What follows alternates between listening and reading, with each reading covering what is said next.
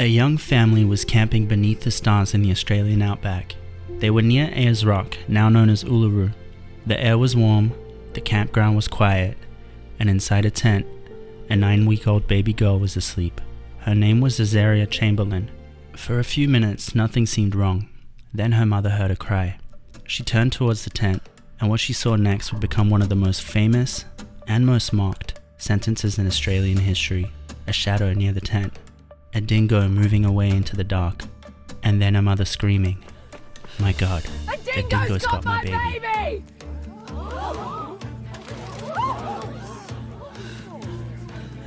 Within seconds, Azaria was gone.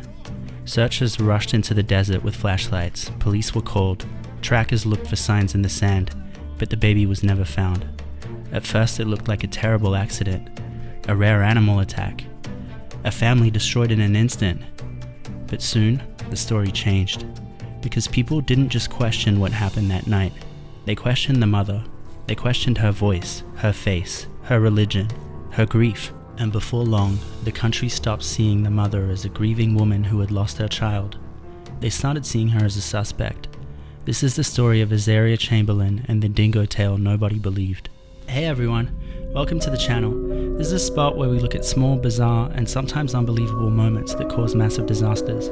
If you enjoy these kinds of stories, make sure to leave a like and subscribe, because we've got a lot more coming. Now let's get into it. In August of 1980, Michael and Lindy Chamberlain took their children on a camping trip to Ayers Rock. They had 2 young sons, Aiden and Regan, and their baby daughter Azaria. She was only 9 weeks old. The family arrived on August 16th. The next day, they explored the area like many tourists before them. They walked, they took photos, they spent time around one of Australia's most iconic landmarks. By evening, they returned to the campground. There was nothing obviously dangerous about the scene. Other families were nearby, people were cooking dinner, children were playing. The Chamberlains joined other campers near the barbecue area. Lindy put baby Azaria and one of the boys down to sleep in the tent. Then she returned to the others. It was the kind of ordinary moment no one remembers clearly until something terrible happens afterwards. The last quiet minutes, the last normal conversation, the last time everything was fine. Around 8 p.m, Lindy heard Azaria cry. It was short, sudden, enough to make her turn back towards the tent. As she moved closer, she saw something near the entrance. A dingo, Australia's wild dog. It was moving away from the tent. Lindy ran toward it. Then she looked inside. Azaria was gone. Her bedding was still there, but the baby was not. In a panic, Lindy screamed the words that would follow her for the rest of her life. "A dingo's got my baby." Campers rushed to help. Some grabbed torches and flashlights. Others searched around the tent. The desert beyond the campground was dark, open, and almost impossible to cover quickly. Searchers moved through the night, looking for any trace of Azaria. They called her name even though she was far too young to answer. They searched the sand, the rocks, the scrub, but there was no baby. Only signs that something had happened, and one impossible sounding explanation. A dingo had entered the tent and taken Azaria into the dark. The official story seemed to support the Chamberlains. The first inquest found that Azaria had likely been taken and killed by a dingo. That should have been the beginning of the family's grieving. Instead, it became the beginning of something else. Because outside the courtroom, Australia was already forming its own opinion. The case had everything the media wanted. A vanished baby, a remote desert campsite, a strange animal attack, a mother whose behavior didn't match what viewers expected, and a single sentence that sounded almost too bizarre to be real. The words were repeated on television, printed in newspapers, turned into jokes, turned into suspicion. People who had never met Lindy Chamberlain began studying her face in interviews. They said she didn't cry enough, or she seemed too composed, or that her voice sounded wrong. Some people focused on the family's Seventh-day Adventist faith, a religion that was often misunderstood in the 80s as it was less common in Australia. Rumors spread, cruel theories grew. The facts became less important than the feeling people had when they watched her. And the feeling was this: she didn't seem like a grieving mother. But grief doesn't really have one face, and shock doesn't have one voice, and trauma doesn't perform on command. Still, for many people watching from home, Lindy's demeanor became evidence. Not forensic evidence, not physical evidence, emotional evidence. And that kind can be extremely dangerous for a suspect not used to public scrutiny, especially at the time.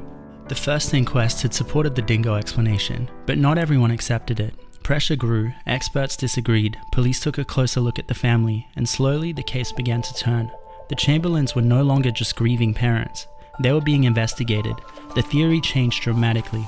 Prosecutors would later argue that Lindy had killed Azaria herself, then invented the Dingo story to cover it up. The family's car became a key part of the case. Investigators claim they found evidence of blood inside it.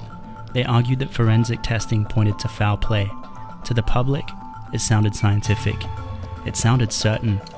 It sounded like the mystery had been solved. But behind the confidence, the case was far weaker than it appeared. Some of the forensic conclusions were later discredited. One stain described as possible fetal blood would later be identified as a sound-deadening compound from the car's manufacturer. Other interpretations of the evidence would also come under serious doubt.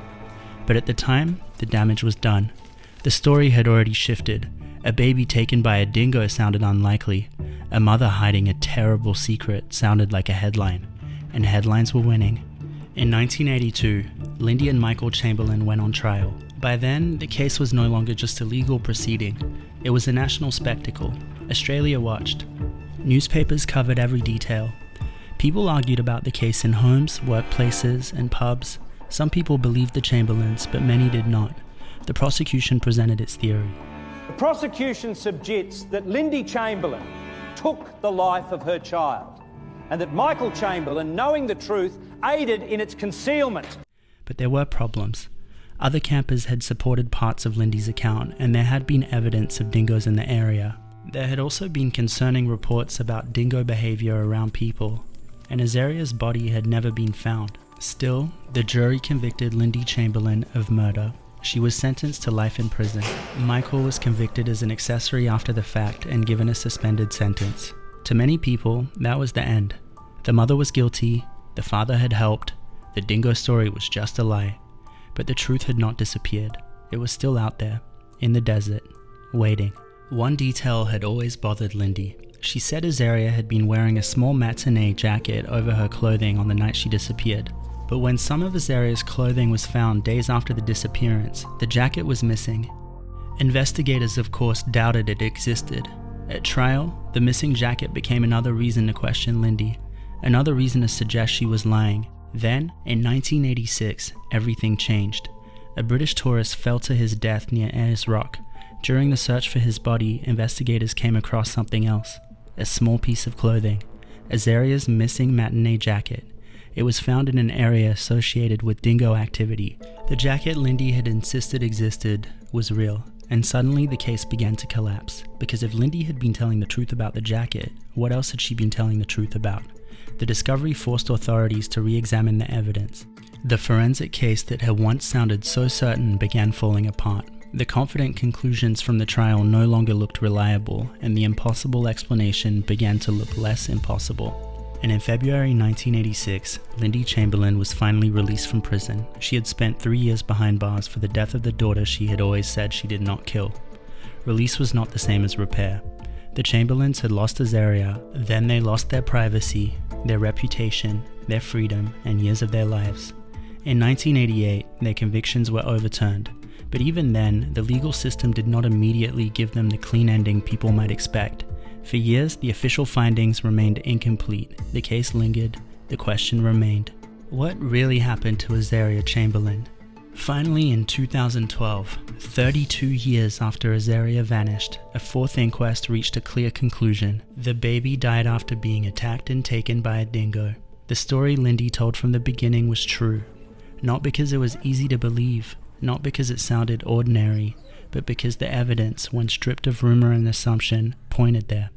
A dingo had taken her baby, and a country had taken everything else. The death of Azaria Chamberlain became one of Australia's most famous cases, not because nobody had an explanation, but because the right one sounded too strange to accept. A mother ran from a tent, screaming that a dingo had taken her baby, and instead of simply asking whether the evidence supported her, people asked whether she looked sad enough, whether she sounded convincing enough, whether she behaved the way a grieving mother was supposed to behave. This is what makes this case so haunting, because the tragedy did not end when Azaria disappeared. It grew. Every time a rumor became more powerful than a fact, every time suspicion replaced evidence, every time the public decided that grief had to look a certain way. Azaria Chamberlain was only 9 weeks old. Her family lost her in a matter of moments. Then they spent decades fighting to prove what they had said from the very beginning. Sometimes the truth is strange. Sometimes it is uncomfortable. And sometimes the explanation people refuse to believe is the only one that was ever true.